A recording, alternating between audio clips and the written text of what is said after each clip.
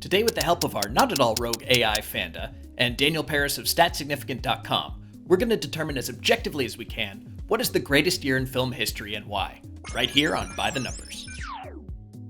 To get to our final answer, we're going to combine 3 different data sets that represent 3 different perspectives on the best year ever. For the people's choice, we'll sift through user rankings from the most popular movie review sites. For the expert opinion, we'll use a database of movie critics compiled best of lists. And for the business side of the movie business, we'll track what year had the most box office hits, adjusting for inflation. Then at the end, we'll score each year on those 3 factors and see which one comes out on top. The answer genuinely surprised me. First, let's see who wins each of our 3 approaches at finding the best year ever at the cinema. Let's begin with the people's choice. Representing the movie-going public are the 2 largest user-generated review sites on the web, IMDb and Letterboxd. While the 2 sites have distinct user bases, IMDb leaning more Joe Popcorn, Letterboxd leaning more Jean Soufflé, the sites are functionally similar. Users rank and review the movies they've seen, the combined results of which give each film an overall user score. So let's scrape the highest overall ranked movies from both sites and combine the platform's favorite 250 films into a single dataset and group by year of release. Vanda, make it so. Scanning. Displaying results. The people have spoken, and according to them, film peaked in 2019, with 1995, 1999, 2001, and 2017 just a hair behind. Why do these anonymous hordes prefer the late 2010s and late 90s/early 2000s?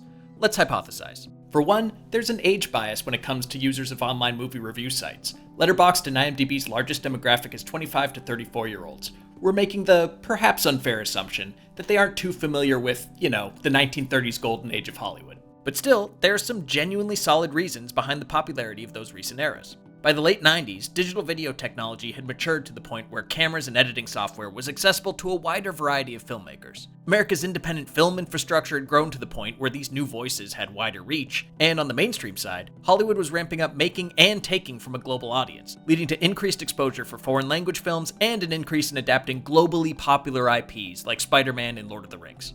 The late 2010s are a less obvious era for fans to love, but our best guess is that by then, the rise of streaming had hollowed out the less popular middle-budget movies, leaving only the 2 most passionately defended types of films: high-budget IP blockbusters, like the entire MCU, and low-budget indie darlings, like Lady Bird or Call Me By Your Name.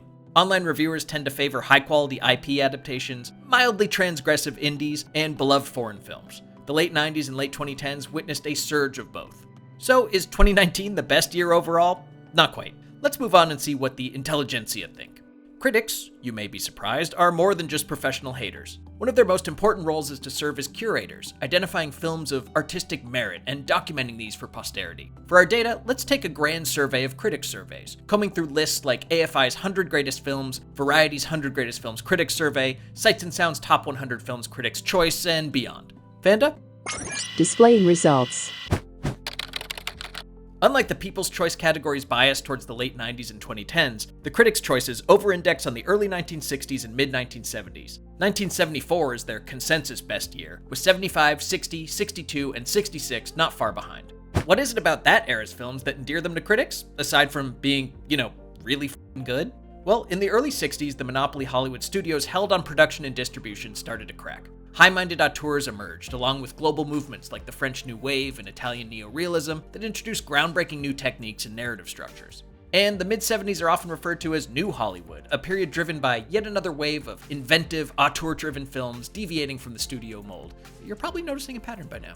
This new generation included now household names like Scorsese, Coppola, and Spielberg. The modern blockbuster was born in this era, giving ambitious filmmakers larger budgets for projects of increasing size. This is the height of directorial autonomy in mainstream Hollywood, with Polanski, Foreman, and Kubrick given creative freedom for major projects like Chinatown, One Flew Over the Cuckoo's Nest, or Barry Lyndon. Have you seen Barry Lyndon yet? It's like Scarface with powdered wigs. It's great.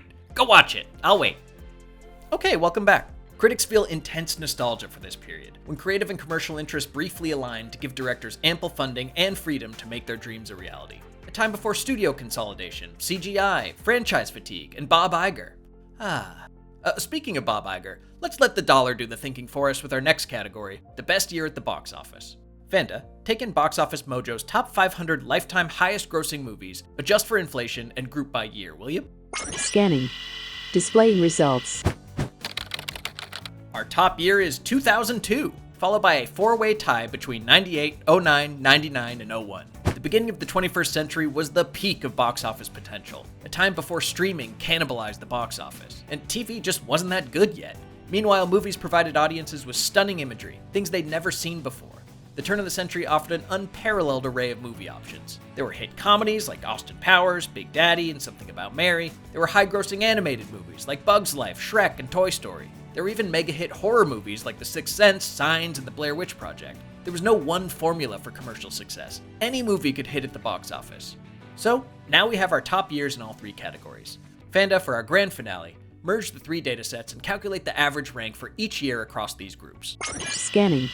Displaying results. Our consensus selection for the greatest year in film history is 2001. 2001? Wait, what?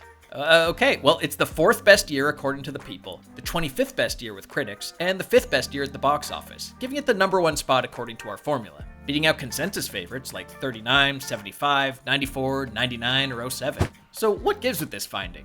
Well, here's one explanation. The turn of the century was a period of maximal choice at the theater. Years like 01 had high-quality blockbusters like Lord of the Rings and Harry Potter, wide-reaching foreign films like Spirited Away and Crouching Tiger, family fare like Shrek and Monsters, Inc., and a still thriving indie market with Mulholland Drive and Ghost World. Theaters in 2001 truly had something good for everyone.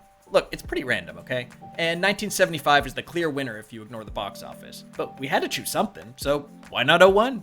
2001 and the rest of the top 3 years align with our maximal choice theory. Moviegoers between 94 and 02 enjoyed a diversity of great films across the widest range of genres, budgets, and languages. It was a great time to be a moviegoer.